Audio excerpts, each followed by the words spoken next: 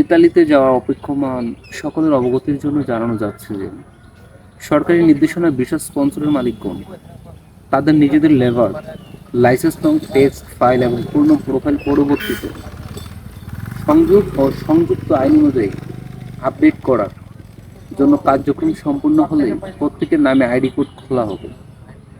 ইতালির ভিসা স্পন্সরের মালিকগণ সেই আইডি কোডগুলো বাংলাদেশে বিএফসি গ্লোবাল এক্সপোর্ট করলেই আবেদন নারী পুরুষদের পাসপোর্ট নিয়ে যাওয়ার কল শুরু হবে।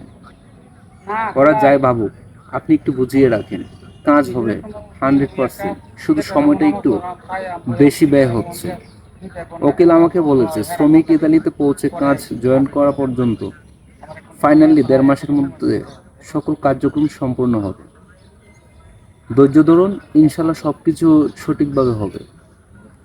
সো সবাই অপেক্ষা করুন, হয়ে যাবে ইনশাল্লাহ।